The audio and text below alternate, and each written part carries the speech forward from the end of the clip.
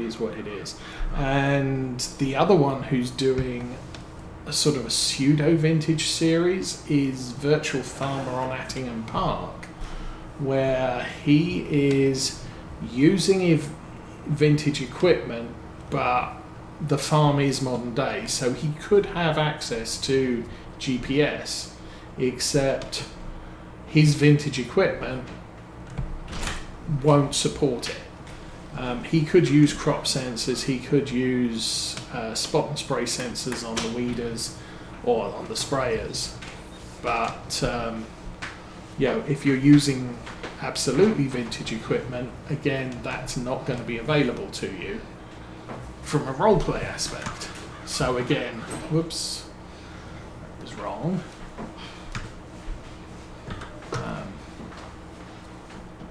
He's I think Disturbed Farming sent him a message, and I did too, which basically says, yes, we're actually calling this imprecise farming. So yeah, that's what we were doing earlier with the manure spreading, was imprecise farming. We're just going out, we're setting the spreader to nitrogen pad, and we're going to need to get we need to roll it. We have a roller. How good is my roller? It's 100 horsepower. You know what? I can get that done. But yeah, it's sort of imprecise farming. We're not using the automated applications on anything. When we're doing manure on this map or slurry, we are using precise farming for seeding. We use, again, as I said, with this seeder, probably shouldn't. And we're using precise farming on. Oh darn! I just remembered. Turn that off. Jump out.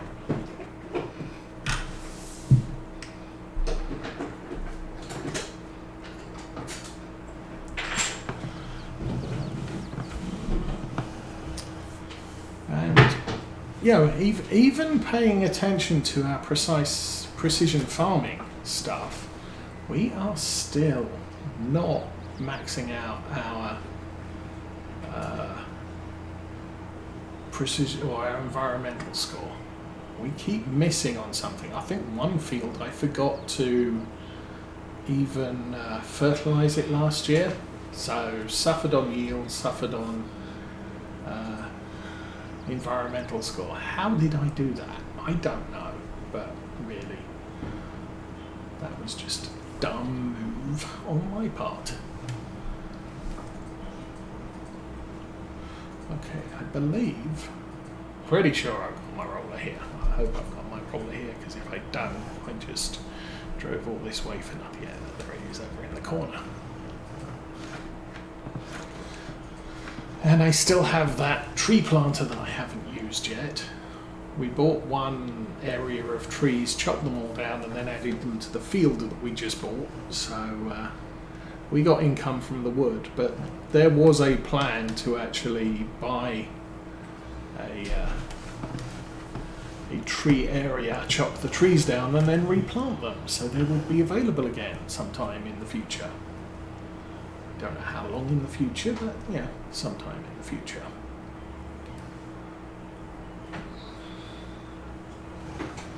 Anyway, this is a job that this tractor is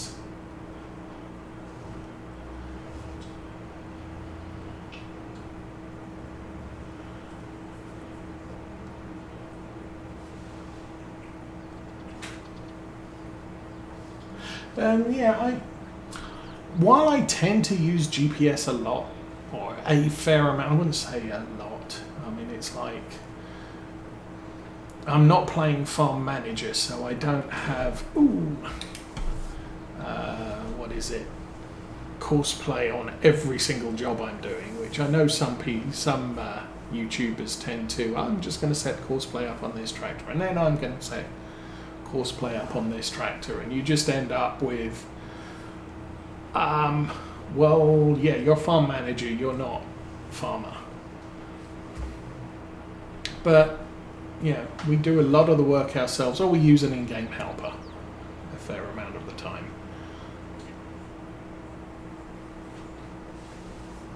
And I forgot where that rabbit hole was leading me.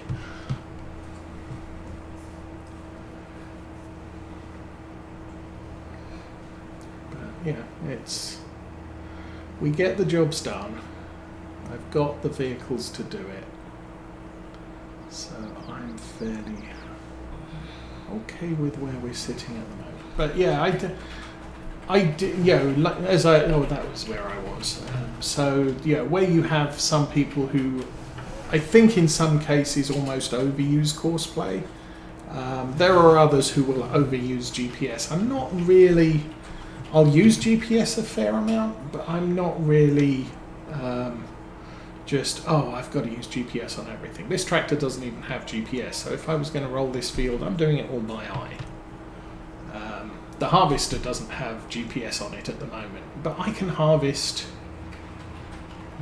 just by feel and look and feel, and that's not a bad thing.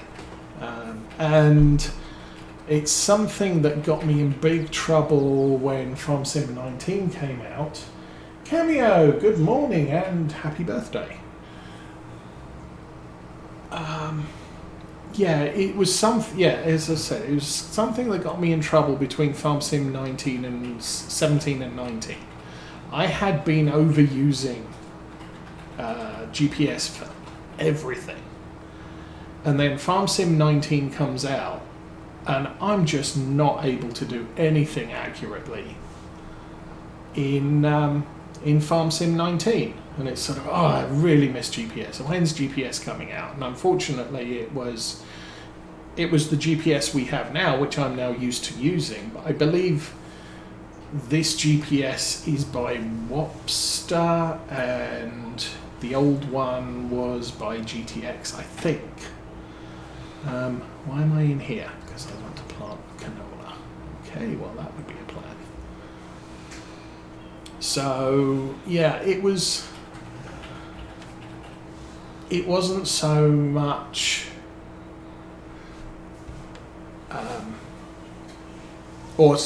it was a big deal for me initially moving to 19, where it's sort of, I really can't do anything accurately because I have been over-relying on GPS. Now,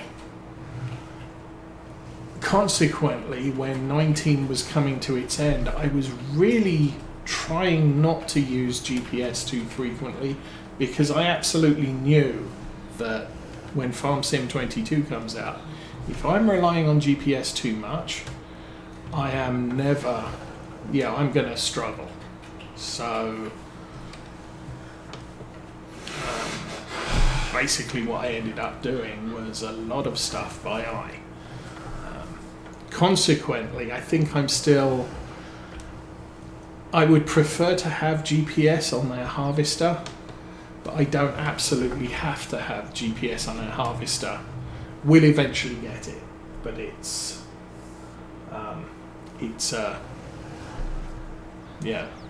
something I don't absolutely have to rely on. And today, even now, I'm missing bits all over the place. Because of precision farming and crop sensors and weed sensors and automatic application rates on all of the equipment, it doesn't matter anymore how accurate I do things. I'm seeding off the edge of the field here, but I'm not using up any seed on that seed head because automatic seeding. And I just hit the hedge because I do that. But it's you can't when you're doing automatic spraying, you can't waste herbicide, you can't waste fertilizer, because it doesn't spray where it's not needed, and all of the electronics in the tractor prevent that from happening. There's a map in the tractor and it says I need to spray in this area, and it will shut off nozzles when it doesn't need to spray there.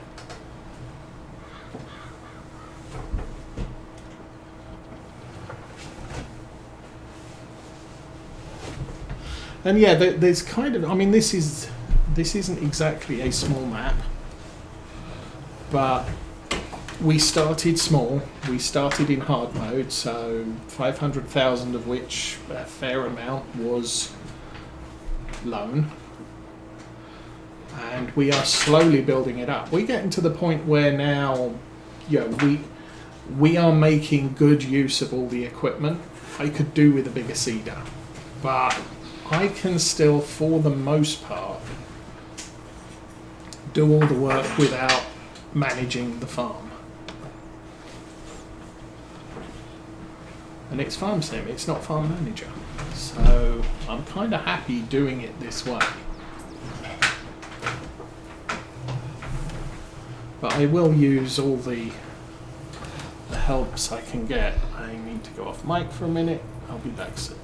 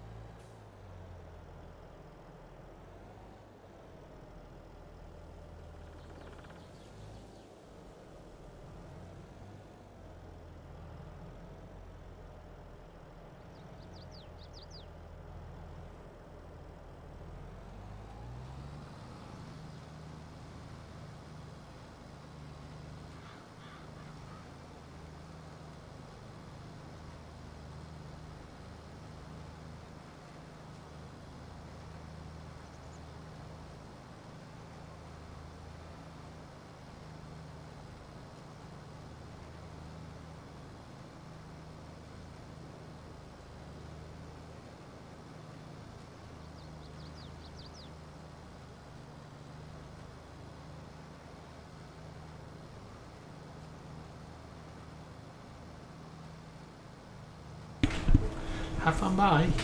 Bye. Okay.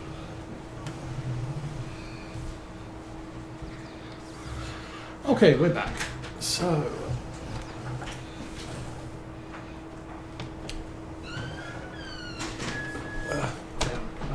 oh man, missed a bit.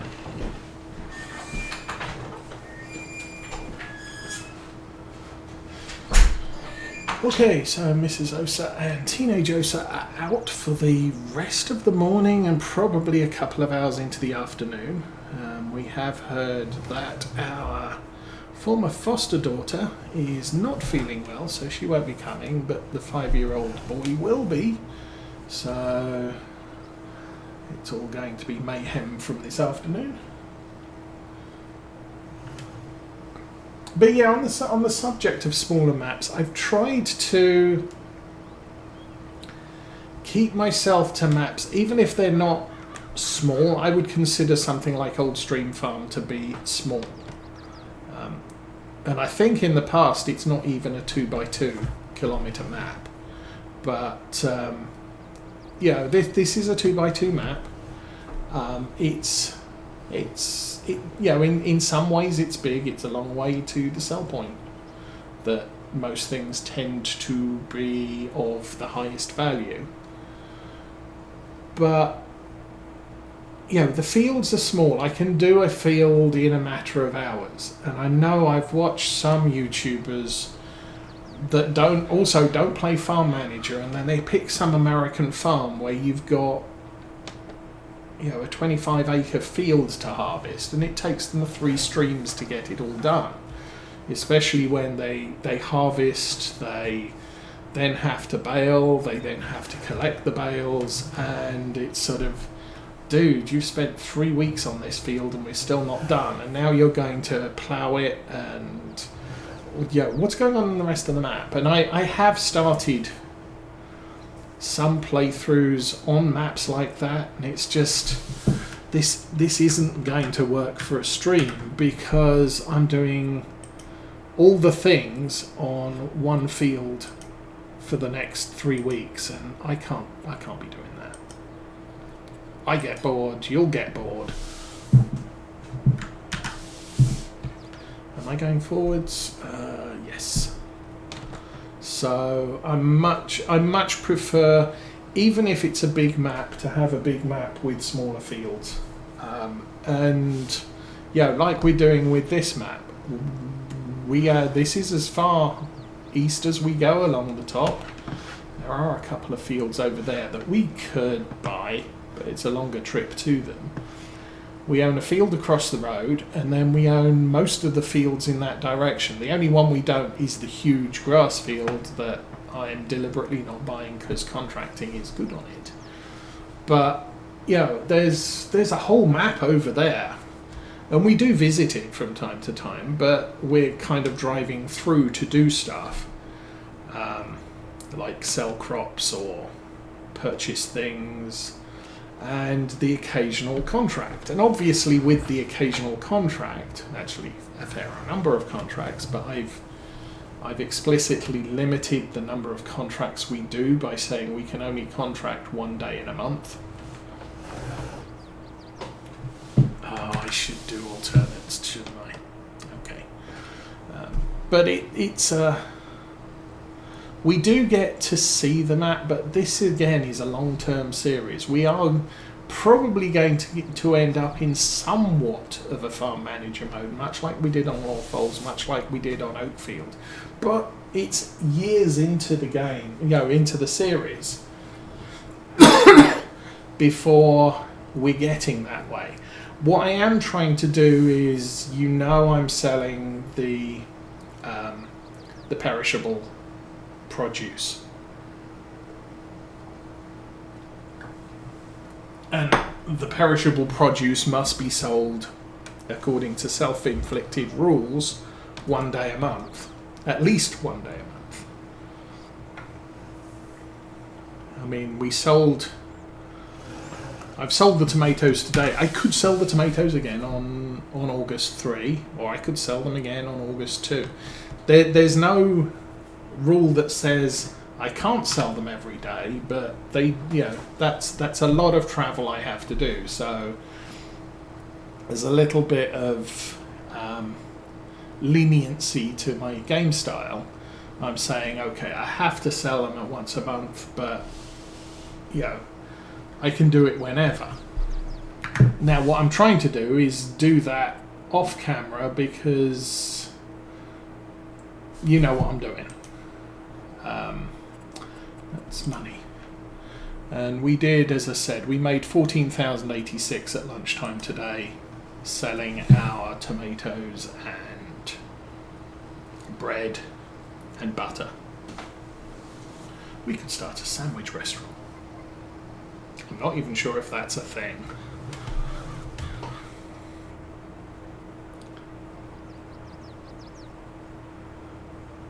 I guess there might be a mod that makes sandwiches, so I could deliver butter, bread, and well, we got tomatoes, I guess. Might have to buy some pigs so we can have some ham sandwiches. But it's a thing. But I think, again, with a private farm, why have I got rocks in the middle of this field? Where the heck did they come from? Good grief. With a big farm, I will occasionally play a big farm just because I want to play with big tractors and big, giant, huge machinery.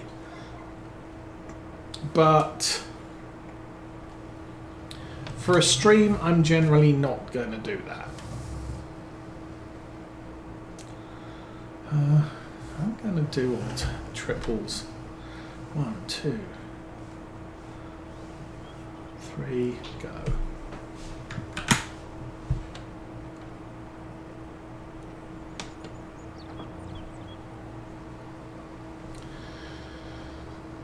But again, each to his own choices.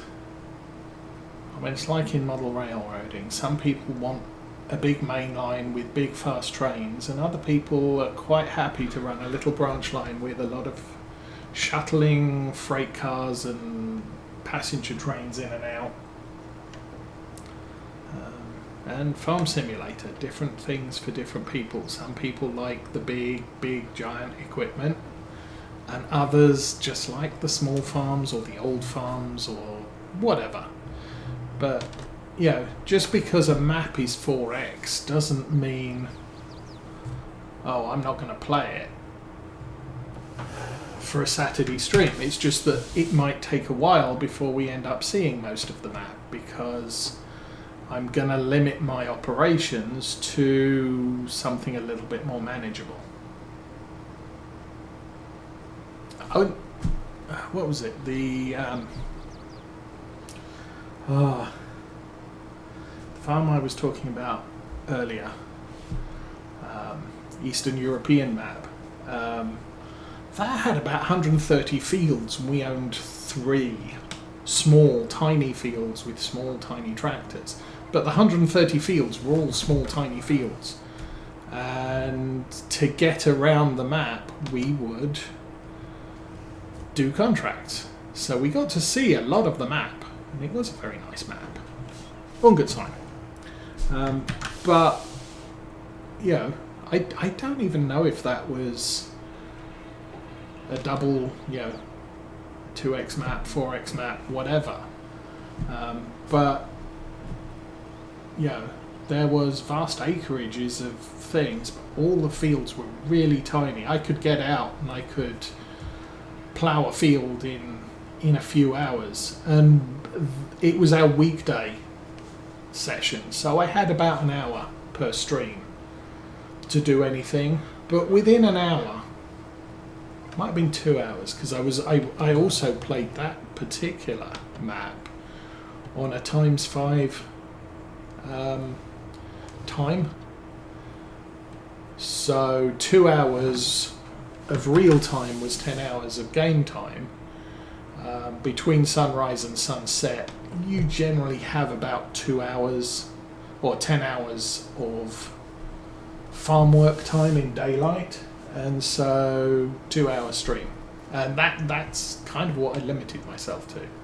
We're going to do a 2 hour stream, and it's going to be sun up to sundown, and so everything needed to be done very, very quickly. And with the size of fields we were working, it just worked well for us.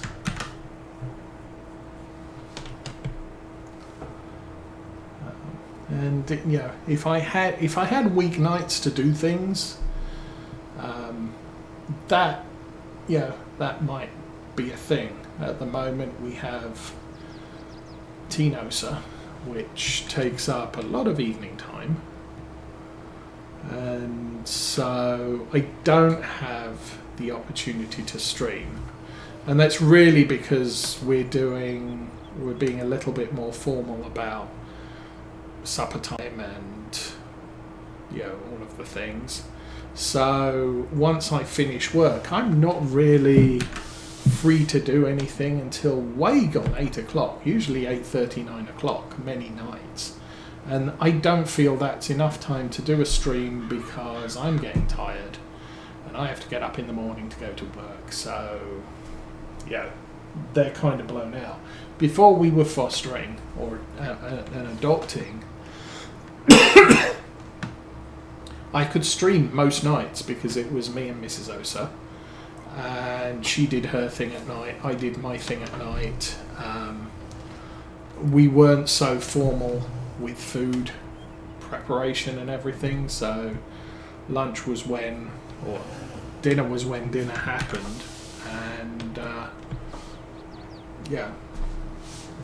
I could stream for 2 hours, I could have some food, I'd make my own food most of the time. And we very rarely did a let's all sit down with a big prepared meal. And even if we weren't doing microwave meals and Mrs. Osa was cooking something, she'd wait until she got hungry, she'd go out and cook it, And then she'd say to me, okay, well, the food's ready when you want to eat it. And it really was a case of when you want to eat it. Now, with kids in the house, it's now a case of dinner's ready, come and get it. Especially with teenagers who's going to eat everything if you don't get to it. Kind of like when my mum got her second dog, they had a border collie for a couple of years, and my mum would get up in the morning, she'd put a bowl of food out, and the dog would come to it when she felt hungry. Then she'd eat a little bit, and then she'd go off and bark at horses walking by, or bark at the postman, or whatever. And then she'd come back and eat a little bit more, and then she'd go off and bark at the birds in the yard. And she'd come back and eat some more. And over the course of the day, she would eat all the food that was put out for her. But she didn't eat it all at once. And then they got a second dog. And the second dog, it probably the first 2 days we had the second dog. My mum would put the food out. The second dog would eat her food. She'd then look at the other bowl, and the border collie had wandered off to bark at the birds. So, okay, you don't want it, I'm having it. So she'd eat the other dog's food. And then when the border collie came back later on in the day, it's sort of, my food's all gone. What happened? And by the second day, it's sort of, that's what's happening. Okay, well, and from that point onwards, she just wolfed down the food as soon as it was put out, because otherwise she wasn't getting any. And teenagers, that's kind of how things work. The food's put out on the table or on the counter, and if you're not there to dish yours up, you're not having any.